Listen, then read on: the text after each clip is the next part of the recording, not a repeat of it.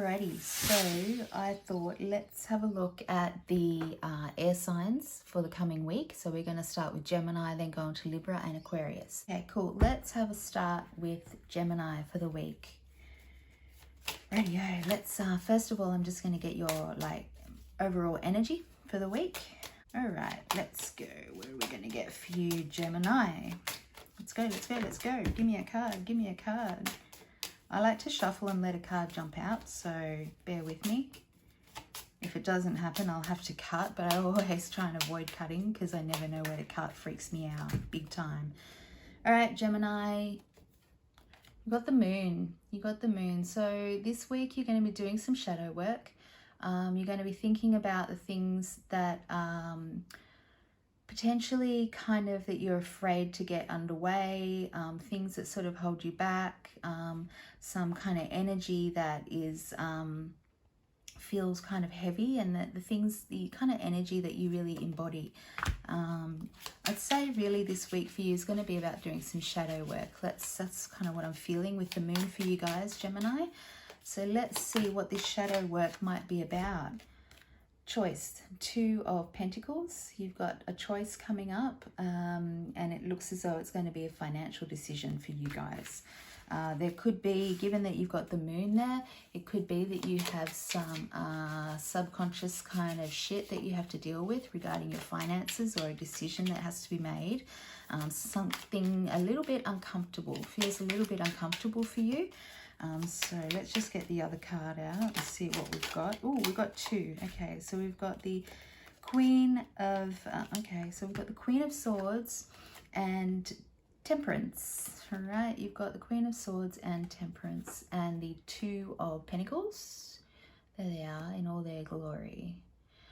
All right, so what I'm going to say here is that you've got a decision to be made, or and it's going to involve balancing your finances in some way. So it feels as though you're going to get an opportunity, but you need to be patient. I wouldn't say that you've got the Queen of Swords here, and she really does emphasize being patient, taking your time around a decision. So don't rush into this decision. And I think that makes sense because you do have the moon. It may be actually that you've got until the full moon in a couple of weeks, or a week and a bit, to make this choice. Okay, so don't stress out about it. We'll see how we go next week. So it does feel as though you've got a choice to be made, a decision to be made.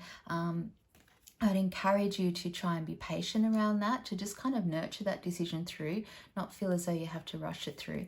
You've got Temperance here, so it could feel as though, because we're looking at, I think, finances here, a financial choice, I'd err on the side of conservatism. If you are thinking about making a financial choice, it could be to do with an investment, taking some money out perhaps. I'd think twice before you're going to think about investing anywhere at the moment, if that's on your mind, because we do have the moon here, which suggests that there's some kind of things going on in the background that you don't quite know about. There's a shadow around this choice, okay? So I would really be patient. Take the advice of the Queen of Swords. Just be patient with this and just nurture your thoughts and feelings around it. Be patient. Be observant, be a little bit detached from it. Try not to come to this choice with an emotional attachment.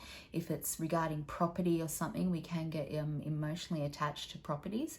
Be patient around that, okay? Don't rush into it. I think that's what the Queen's trying to tell us. And Temperance is trying to tell us that you've gone through some kind of experience with this in the past, where it's kind of like honed you and refined you to be able to make this choice, and to be patient around doing it. So I would try to take that on board, okay? Just being patient with that choice. So that's quite interesting. So it looks as though you got a financial decision coming up for you guys. All right. That was Gemini. Gemini ascendant, okay? It could be your sun or moon, but Gemini ascendant. So I'm going to try and see if I can encourage you to think about it that way. Let's move on to Libra. I have nothing in Libra. Libra's in my 7th house of relationships, and it's empty as fuck. Radio Libra, you've got the Hierophant. Okay, so your people are looking to you for guidance.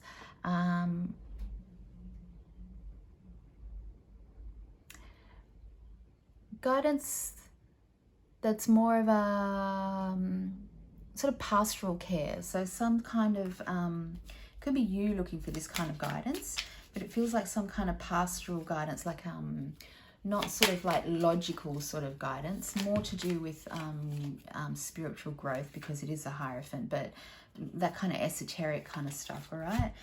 You've got the, yeah, okay, so you could have a choice coming up too regarding some kind of activity, some kind of movement. You've got the Page of Batons, the Page of Clubs, whatever you want to call it. Yeah, so you might actually be looking, you might actually have a choice to be made as well. Some kind of crossroads coming your way about where to kind of invest your energy, okay? Where to channel your energy to get the most out of it, all right? So that might be where you're looking to somebody around you for guidance regarding where you're actually going to be putting your energy to get the most bang for your buck kind of thing. So let's look at what we're going to get with that. This is Libra, Ascendant, or Sun, or Moon. Okay, come on. What else we got to go with that? Oh, okay, there goes one. All right. Oh, okay. So you've got the Queen of Cups. All right. So this could be some kind of emotional passion kind of passion project kind of thing. If you're thinking about investing a lot of energy in like a personal interest project at work, or something that kind of putting a lot of energy and investing a lot of time in something that feels as though it's more emotionally connected to you. I feel as though that's why you've got the Hierophant here as well. It feels like it's going to be a lot of work, and you're going to need a lot of patience before this comes to fruition. And I think that's why it's important for you to perhaps get the guidance around this, or while you're waiting for this to manifest, you may actually be looking around you for guidance, or you may be, yeah, I don't think you're guiding someone. I think it's more that you're looking for guidance about how to kind of get through this period of time coming up where you're trying to kind of conserve your energy whilst pursuing this thing that you're quite passionate about. That's quite interesting. So it feels as though you've got a few options where to direct the energy, and how, and because you kind of feel as though you've got a certain amount of energy to commit to this project, and you really want to be strategic about where you draw that energy from, whether it's your finances, whether it's your resources, whether it's your relationships or your intellect. When I'm talking about energy, I'm talking about all kinds of energy, not just physical labor. But it feels as though because this is going to be like a long-term thing that you're kind of committing to, it feels like you do want to be quite thoughtful before you kind of rush ahead with it. You need to be patient around this, because it will be, once you decide to go ahead with it, it is going to take some time to go ahead with.